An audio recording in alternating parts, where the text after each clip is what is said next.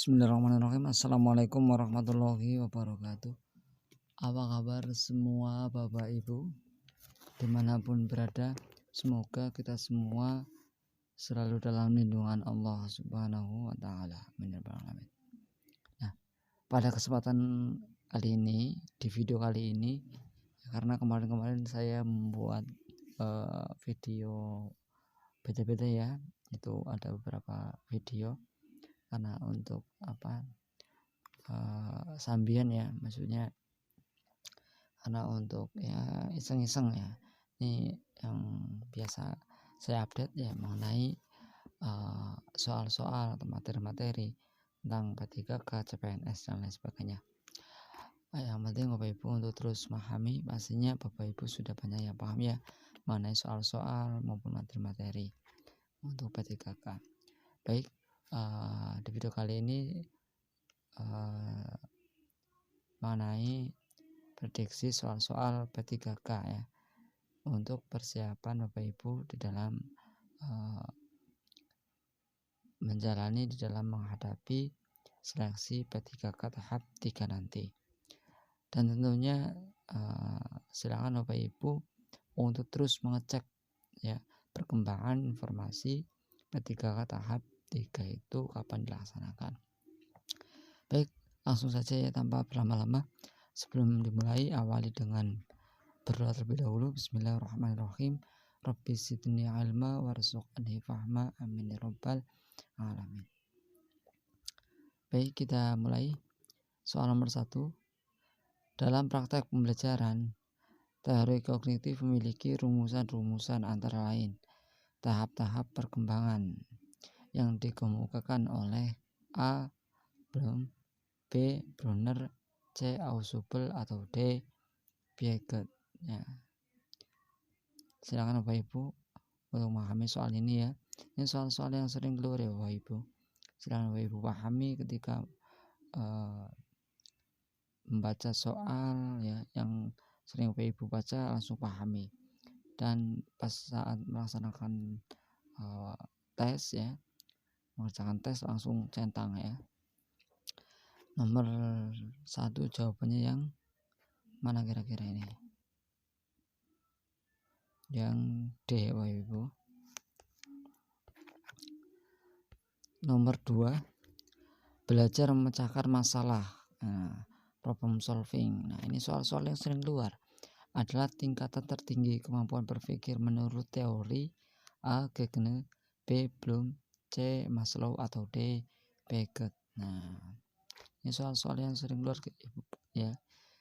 Tingkatan tertinggi problem solving, memecahkan masalah, itu sudah jelas yaitu jawabannya yang A. Baik, kita lanjut soal yang nomor 3.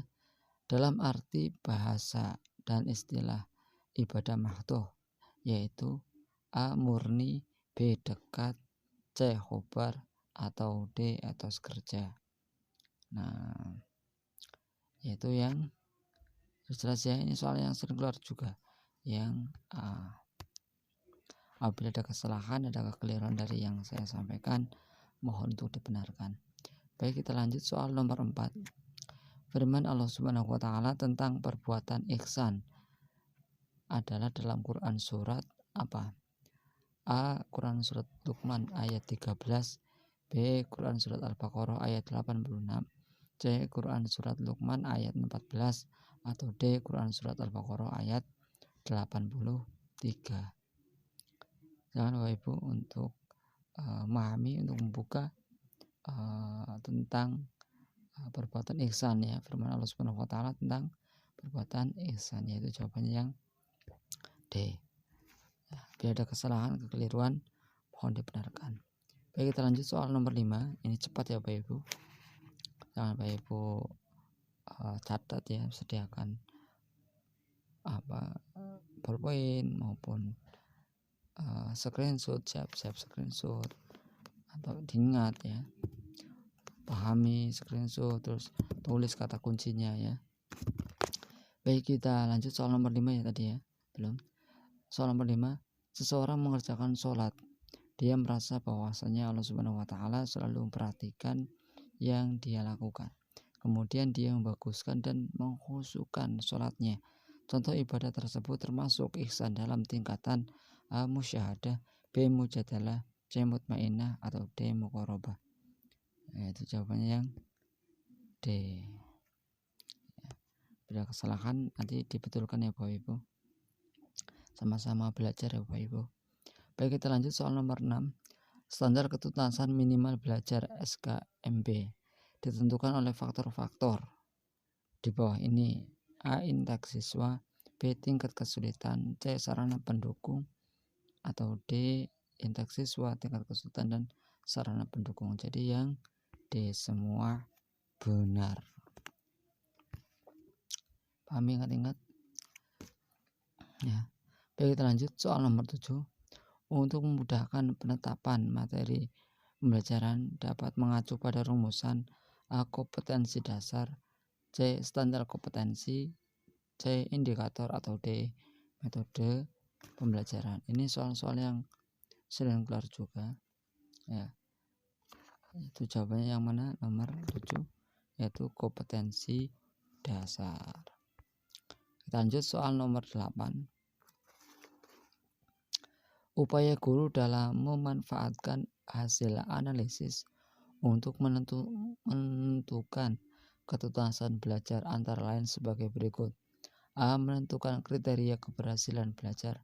B. Mengklarifikasi siswa berdasarkan hasil capaian belajarnya. C. Mencari letak kelemahan secara umum dilihat dari kriteria keberhasilan yang diharapkan, atau D. Merencanakan pengajaran remedi. Nah, di sini kata kuncinya jadi usaha guru, upaya guru dalam memanfaatkan hasil analisis ya, untuk menentukan ketuntasan siswa, ketuntasan belajar, ketuntasan penilaian. Itu yang C. Misalnya guru mencari titik lemahnya siswa. Ini belum bisa pada apa, ini belum bisa pada apa. Juga dari kriteria ya. Nah, kita lanjut soal nomor 9. Ini pedagogik ya. Pada setiap akhir kegiatan pembelajaran, guru bersama peserta didik melakukan kegiatan refleksi. Nah, pasti Bapak Ibu seperti ini ya.